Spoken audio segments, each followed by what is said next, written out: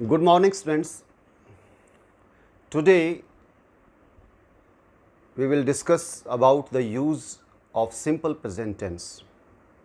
प्यारे बच्चों, कल हमने आपको बताया था कि टेंस की डेफिनेशन क्या होती है, टेंस कितने प्रकार के होते हैं, प्रेजेंट इंडेफिनिट टेंस के रूल क्या होते हैं, तो उनके सेंटेंस स्ट्रक्चर क्या होता है। तो ये सारी बातें हमने बहुत डिटेल के अंदर डिस्कस की थी। आज हम आपको बताएंगे कि प्रेजेंट इंडेफिनिट जो आपका टेंस होता है, जिसे सिंपल प्रेजेंट टेंस भी कहा जाता है, उसको हम डेली यूज़ में कहाँ कहाँ प्रयोग करते हैं।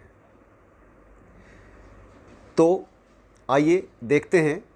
सबसे पहला जो इसका प्रयोग होता है प्यारे बच्चों, to express habitual action, daily routine और अ कस्टम, यानी कि हमारे जो आदतें होती हैं, जो हमारे प्रतिदिन के कार्य, डेली रूटीन के कार्य होते हैं, या कोई रीति रिवाज होता है प्यारे बच्चों, तो ऐसे वाक्यों को रिप्रेजेंट करने के लिए हम प्रेजेंट इंडेफिनिट टेंस का प्रयोग करते हैं। जैसे एग्जाम्पल देखते हैं, Ram goes out for a walk daily.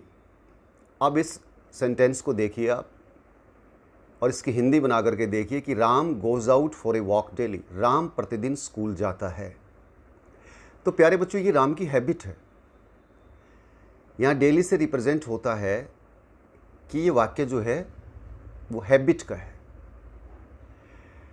तो यहाँ पर हमने प्रेजेंट इंडेफिनिट टेंस का प्रयोग किया है। ये देखिए, गो के साथ हमने ईएस लगाया है।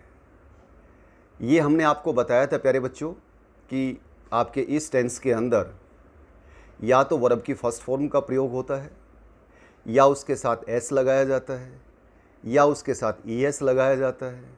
और यदि वाक्य आपका नेगेटिव या इंट्रोगेटिव है तो वहाँ पर हेल्पिंग वर्ब डू और डज का प्रयोग किया जाता है, और डू और डज के साथ में मेन वर्ब की फर्स्ट फॉर्म का प्रयोग किया जाता है। ये हमने सारी बातें डिटेल में पिछले लेक्चर के अंदर आपको बताई हैं। तो यहाँ पर राम के साथ हमने गोज़ लगाया, वो इसलिए लगाया प्यारे बच्चों क्योंकि राम जो है वो सिंगुलर भी है और थर्ड पर्सन भी है, तो इसीलिए गो के साथ हमें एस या ई एस लगाना था।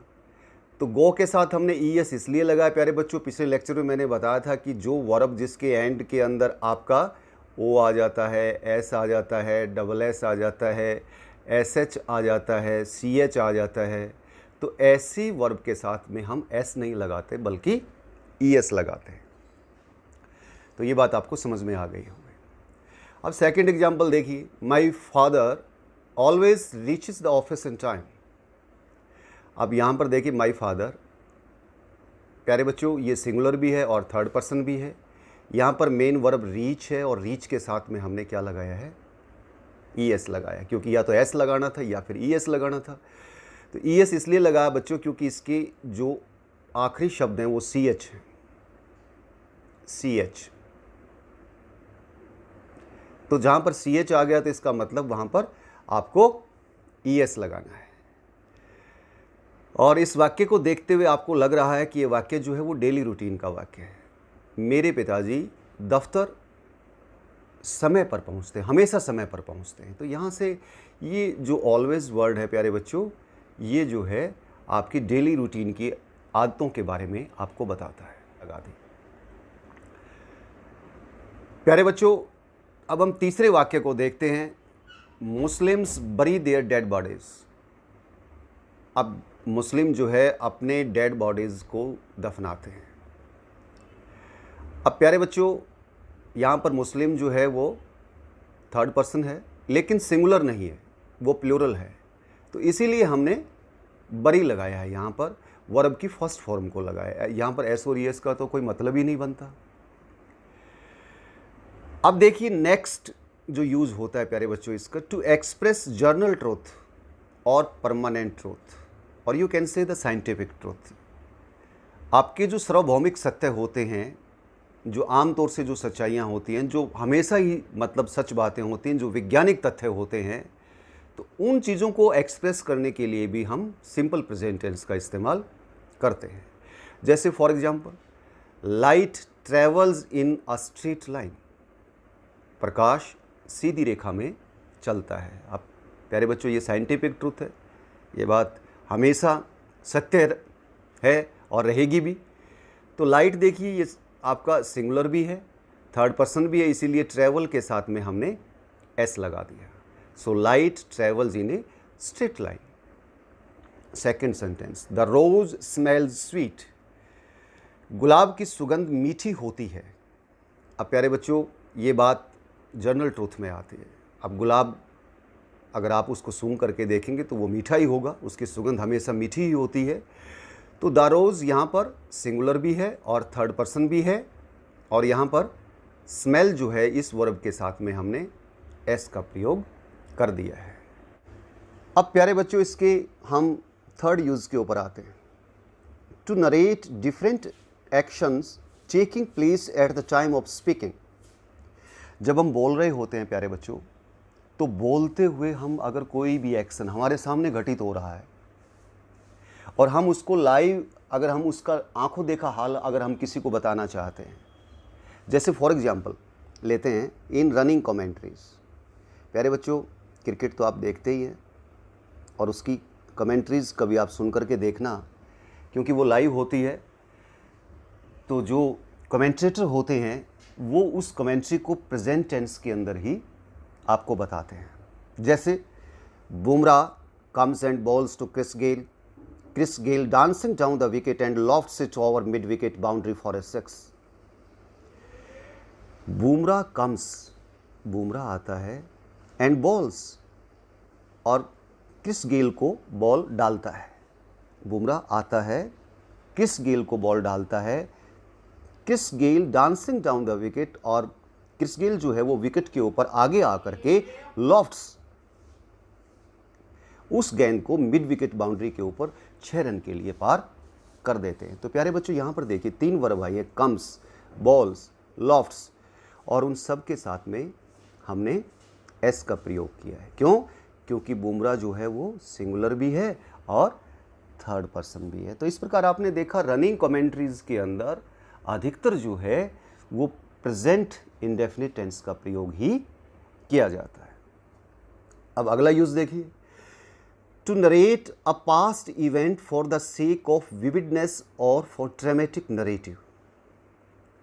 प्यारे बच्चों यदि कोई अतीत की घटना है, वैसे तो अतीत की जब भी कोई पास्ट की कोई घटना होती है तो उसमें हम पास्ट टेंस का ही प्रयोग करते हैं, ज़्यादातर प्रयोग करते हैं। लेकिन यदि आप पास्ट की घटना को कोई ड्रामेटिक अंदाज देना चाहते हैं, ड्रामा की तरह उसको सुनाना चाहते हैं, आप उसको लाइव रिप्रेजेंट करना चाहते हैं, आप उसको एक विविधता उसके अंदर पैदा करना चाहते हैं, तो आप प्रेजेंट इंडेफिनिट टेंस का इस्तेमाल कर सकते हैं। जैसे हम एग्जाम्पल लेते हैं, Hamlet now draws his sword and attacks Polonius.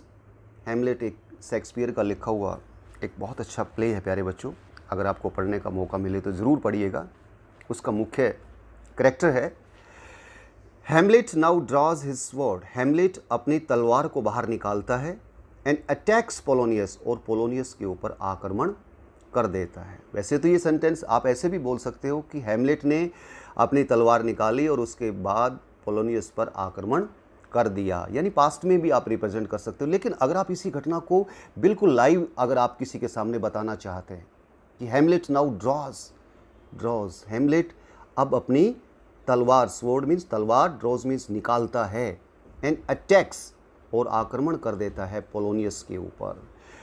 Polonius यहाँ पर विलन है, तो पोलोनियस के ऊपर आक्रमण कर देता है।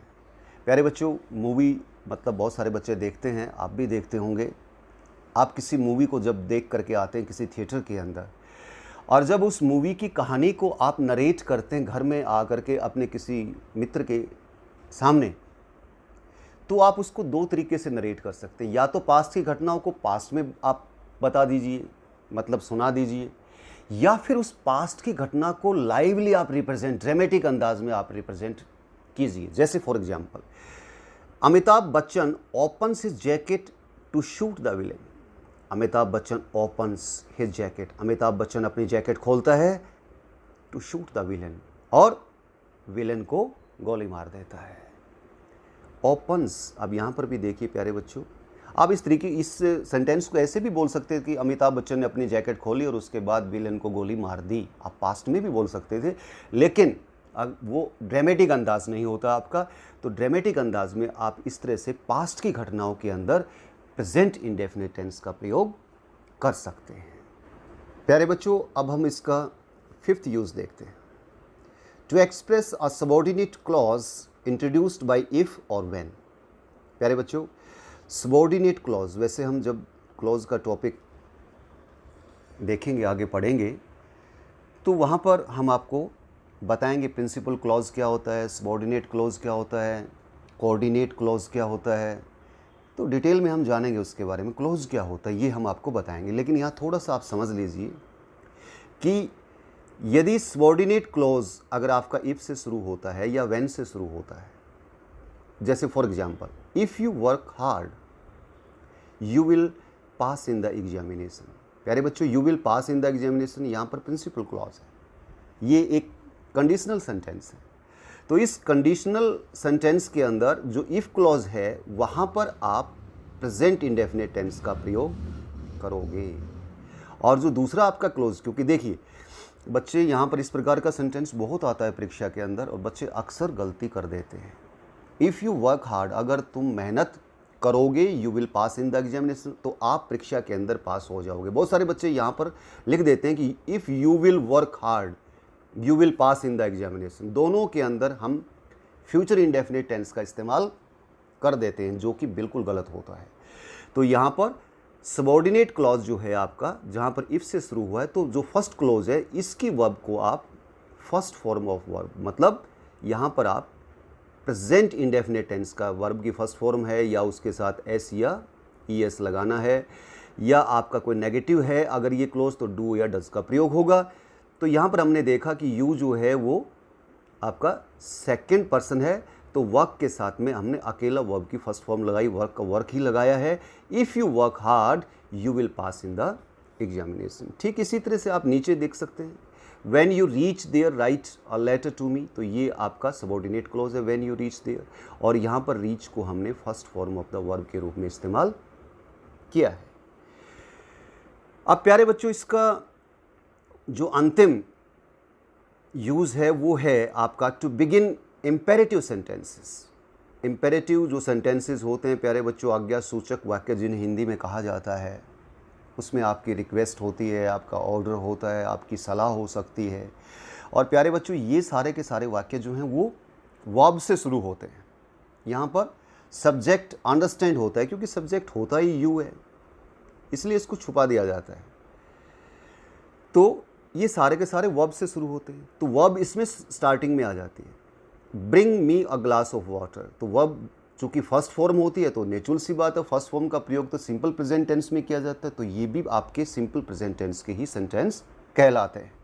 Always speak the truth, always speak the truth, तो हमेशा सच बोलो, मेरे लिए गिलास पानी लेकर के आओ। तो ये सारे के सारे इम्पेरेटिव सेंटेंसेस होते हैं। तो इम्पेरेटिव सेंटेंसेस में चूँकि वर्ब की फर्स्ट फॉर्म का प्रयोग किया जाता है, तो वो सारे के सारे सेंटेंस जो हैं वो सिंपल प्रेजेंट टेंस की कैटेगरी में ही आते हैं। प्यारे बच्चों, अब हम आपको बताएंगे कि जो ये टेंस होता है, सिंपल प्रेजेंट टेंस होता है, तो इसके अंदर कौन कौन से महत्वपूर्ण एडवर्ब्स और एडवर्बियल फ्रेजेस का इस्तेमाल किया जाता है। मतलब ये जो शब्द आप आगे देखेंगे, वर्ड जितने भी देखेंगे, ये या तो एडवर्ब्स हैं या एडवर्बियल फ्रेजेस हैं। और ये जो होते हैं प्यारे बच्चों, अगर किसी वाक्य में, किसी सेंटेंस में आपको ये शब्द मिल जाएं तो आप समझिए 99% वो जो टेंस का वाक्य होगा वो सिंपल प्रेजेंट टेंस का ही वाक्य होगा। तो इनको आप याद कर लीजिए, क्योंकि इनमें अधिकतर शब्दों को आप अच्छे से जानते हैं। Always, frequently, daily, generally, often, sometimes, usually, never, seldom, regularly, every now and then, ये फ्रेज है। Once a week, twice a week, every day, every week, every month, every year, every night, every के साथ आप कुछ भी जोड़ दीजिए, day, month, week. तो आपने देखा इसमें ऑलवेज हमेशा, डेली फ्रीक्वेंटली अक्सर, जनरली आमतौर से, ऑफन प्राय, समटाइम्स कभी कभी। तो ये जो शब्द का इस्तेमाल होता है प्यारे बच्चों, ये प्रेजेंट के वाक्यों को ही रिप्रेजेंट करने के लिए इन शब्दों का इस्तेमाल किया जाता है। तो ये अगर आपको किसी भी वाक्य, ये बड़े हेल्पफुल होते हैं आपकी परीक्षा के अंदर। बाय चांस आप कोई भी आप सेंटेंस देखते हैं, उसकी हिंदी को आपको नहीं बनानी आती, तो अगर आपको इस प्रकार का शब्द उसमें मिल जाता है तो आप फटाक से ये अनुमान लगा लेते हैं कि ये वाक्य जो है वो सिंपल प्रेजेंट टेंस का वाक्य है। तो इन एडवर्ब्स को और एडवर्बियल फ्रेजेस को भी आपने बड़े अच्छे से याद कर लेना है, ताकि आपको बड़ी आसानी हो जब आप वर्ब की फॉर्म सेंटेंसेस के अंदर भरते हो।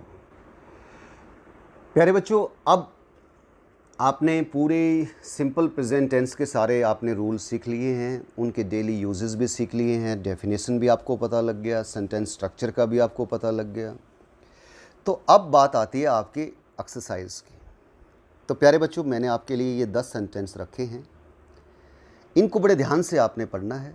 जैसे lions dash with in bracket live on fruit and vegetables, ये वाक्य आपको सिंपल भी हो सकते हैं, ये नेगेटिव भी हो सकते हैं, ये इंट्रोगेटिव भी हो सकते हैं, और हो सकता है एक आध सेंटेंस किसी दूसरे टेंस का भी हो, इसमें मैंने डाल दिया हो, ताकि आप, क्योंकि अगर सारे के सारे मैं ये 10 के 10 वाक्य अगर एक ही टेंस के डाल देता तो नेचुरल सी बात है, फिर तो आपके लिए बड़ा इजी था। आप सोचते कि ठीक है, इसमें क्या प्रॉब्लम है, इसमें या तो हमें वर्ब की फर्स्ट फॉर्म भरनी है, या एस लगाना है, या ई एस लगाना है। अगर वाक्य नेगेटिव होगा या इंटरोगेटिव होगा तो हम हेल्पिंग वर्ब डू और डज लगा देंगे और वर्ब की फर्स्ट फॉर्म लगा देंगे। So easy. लेकिन थोड़ा सा इसमें मतलब आप इसको ध्यान से पढ़ना, एक एक वाक्य के सेंस को ध्यान से समझना, और उसके बाद समझने के बाद आपने इन वर्ब्स को इसके अंदर फिल करना है, और फिर हम आपको ये आपका होमवर्क रहेगा, और फिर हम आपको चेक करेंगे। तो प्यारे बच्चों, मैं सोच रहा हूं कि आपको एक लेक्चर इसके ऊपर और बनाऊं, प्रेजेंट इंडेफिनिट टेंस के ऊपर, और उसके अंदर मैं आपको सिखाऊं कि हिंदी के जो प्रेजेंट इंडेफिनिट टेंस के वाक्य होते हैं तो उनको हम अंग्रेज़ी में कैसे ट्रांसलेट करते हैं। वैसे तो ये मेथड काफ़ी ओल्ड हो गया है प्यारे बच्चों, आजकल ये प्रचलन में नहीं है, लेकिन हिंदी माध्यम के विद्यार्थियों के लिए सबसे बड़ी समस्या यही आती है कि उनकी कम्युनिकेटिव इंग्लिश इतनी अच्छी नहीं होती, तो वो बच्चे जो हैं पिछड़ जाते हैं। वो बच्चे जो हैं उनकी हिंदी बड़ी अच्छी होती है, मजबूत होती है, वो हिंदी के अंदर अपने विचारों को व्यक्त कर लेते हैं, लेकिन वो उसको अंग्रेज़ी में कन्वर्ट नहीं कर पाते, ट्रांसलेट नहीं कर पाते। तो एक छोटा सा प्रयास रहेगा, साथ साथ में हर एक टेंस के अंदर मैं आपको ये भी ज़रूर बताऊंगा कि उस टेंस के हिंदी के वाक्यों को अंग्रेज़ी में कैसे ट्रांसलेट किया जाता है। क्या रूल्स तो मैं आपको ऑलरेडी मतलब टेंस के बता ही चुका हूँ, बस छोटा सा यूँ देखना है कि कैसे हम उनको ट्रांसलेट करते हैं। तो नेक्स्ट जो लेक्चर रहेगा वो इसी के ऊपर रहेगा, ट्रांसलेशन के ऊपर रहेगा, तो आप उसको भी अवश्य ध्यान से पढ़ना है।